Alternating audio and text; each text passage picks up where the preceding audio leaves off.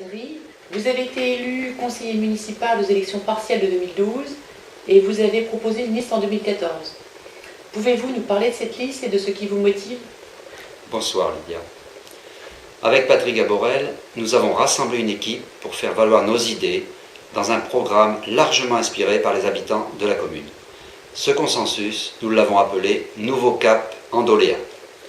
Nous nous sommes attachés à respecter scrupuleusement la parité homme-femme avec des candidats et des candidates d'origine et de professions variées.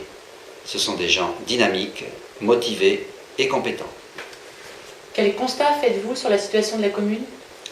Notre commune a la particularité d'avoir encore un caractère rural qui fait son charme et qui a été déterminant dans le choix des nouveaux habitants de venir s'y implanter. Il faut conserver ce caractère mixte de la population, à moitié d'origine rurale, à moitié d'origine urbaine. Mais la commune d'Andouillé-Neuville a contracté des emprunts pour l'école et les logements situés rue de la Vallée.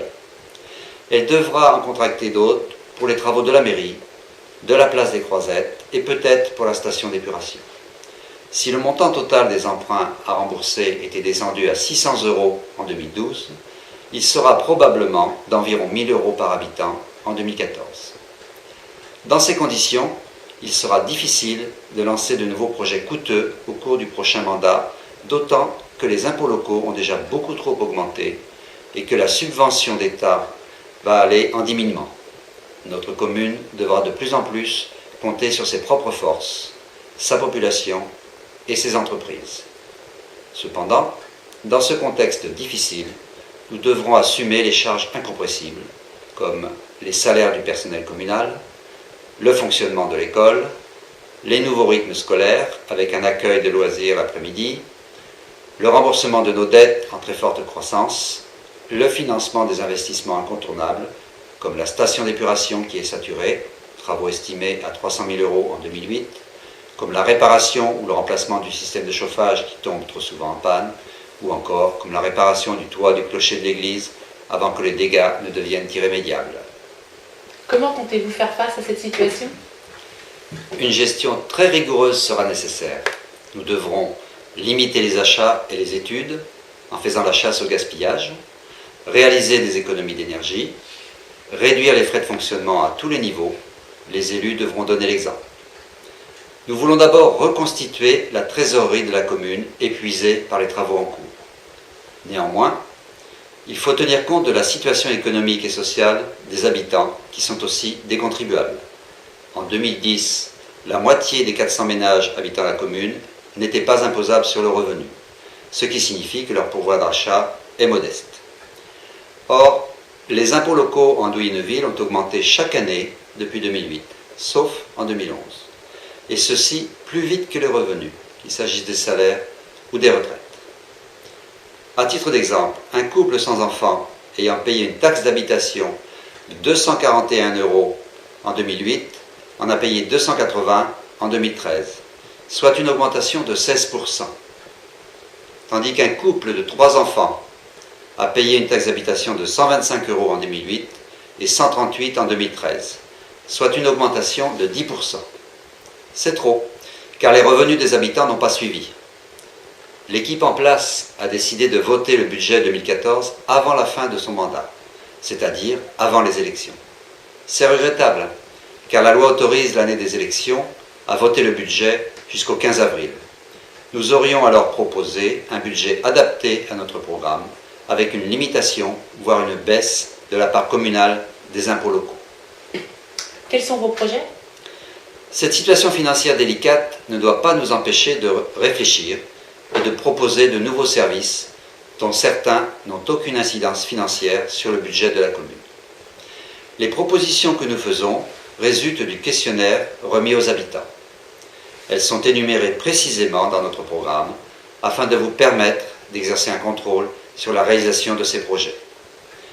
Nos propositions s'articulent autour de 5 thèmes. Mieux assurer la sécurité des habitants, leur faciliter la vie, encourager le développement économique local, améliorer la démocratie et le dialogue avec les habitants, et l'animation locale et la vie associative. Que comptez-vous faire pour améliorer la sécurité des habitants? Nous proposons plus de sécurité à l'école. Hauteur du grillage, cour trop étroite, passage piéton. Nous voulons la création d'un pédibus. Il s'agit d'encadrer les enfants sur le trajet scolaire par des parents bénévoles. Nous voulons plus de sécurité encore par la création d'un trottoir entre le lotissement du Verger et le commerce local.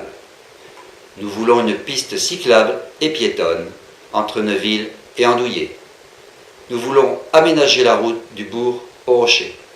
Nous voulons la mise en œuvre d'un plan de circulation hivernale avec salage et déneigement.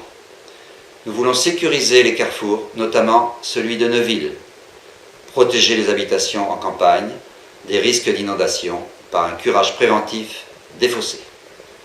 Comment comptez-vous faciliter la vie des habitants? Nous voulons élargir les horaires de la garderie scolaire, aussi bien le matin que le soir, jusqu'à 19 h. Nous voulons créer une étude surveillée, financée par les parents. Nous ferons l'acquisition d'un logiciel spécialisé qui permettra les inscriptions en ligne et qui favorisera le paiement en ligne ou par prélèvement automatique. Ce logiciel permettra aussi de réduire les coûts par une diminution du temps passé par le personnel à cette gestion. Ce temps économisé pourra être reporté sur les activités liées au nouveau rythme scolaire.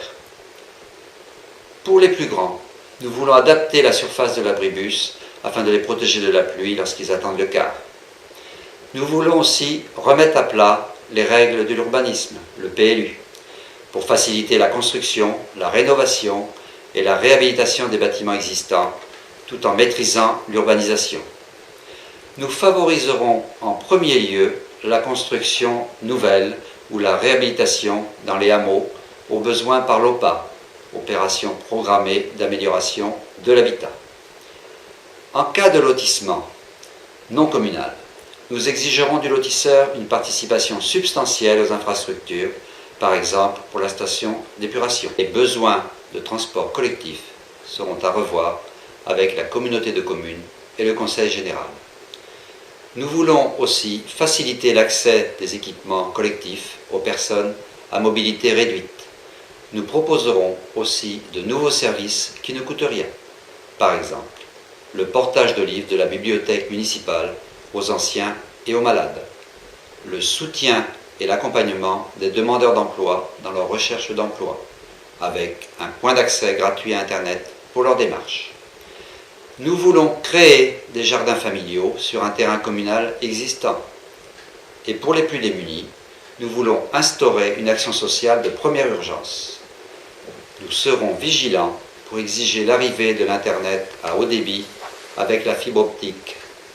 Nous voulons réfléchir à une structure d'accueil adaptée aux souhaits des personnes âgées. Comment encourager le développement économique local? Par un soutien aux porteurs de projets économiques créateurs de richesses, notamment les commerçants, artisans, travailleurs indépendants et entreprises et exploitations agricoles. Par le missionnement d'un conseiller municipal chargé du suivi de ce dossier et par l'extension de la zone artisanale du Rocher et une signalisation adaptée. Une zone de covoiturage qui sera ajoutée. Comment encourager la démocratie et le dialogue avec la population? En début de mandat, une expertise de la situation financière de la commune sera effectuée. Les résultats seront publiés, tant l'endettement que la capacité de financement, et renouvelés chaque année. Des tableaux de bord financiers permettront de mieux suivre les coûts et de déceler les dérapages.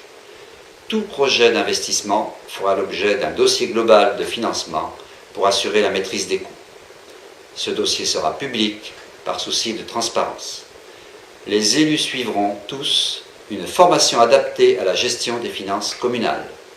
La population sera informée et consultée sur les projets au moins une fois par an. Un baromètre de satisfaction sera mis en place.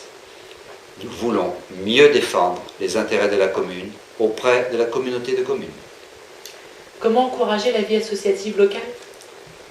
Andouillé-Neuville doit être une ville accueillante, vivante, où il fait bon vivre. La municipalité doit encourager toutes les initiatives qui participent à l'animation locale.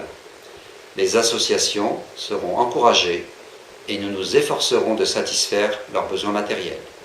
À titre d'exemple, un local pour le comité des fêtes et l'association des parents d'élèves. Nous voulons aussi réfléchir à la mise en valeur de notre patrimoine, histoire de notre commune, valorisation de l'étang et de la rivière d'Andouillé, ouverture de l'église pour les journées du patrimoine, organisation de spectacles et de réunions thématiques dans la salle des fêtes. Enfin, il faut engager une réflexion sur les besoins des jeunes adolescents. En conclusion, quel type de gestion préconisez-vous? Nous voulons une gestion raisonnable, transparente et attentive aux besoins de la population. Nous voulons une pression fiscale limitée, des finances assainies permettant la réalisation de projets raisonnables à la hauteur de nos capacités. Organiserez-vous une réunion publique pour discuter de ce programme? Bien sûr, nous invitons la population à venir en discuter avec nous le samedi 22 mars à 15 h dans les locaux de l'entreprise Répar Creek au Rocher. Merci à vous, Monsieur Mazri, pour ce beau programme intitulé Le Nouveau Cap Andoléen. Merci Lydia.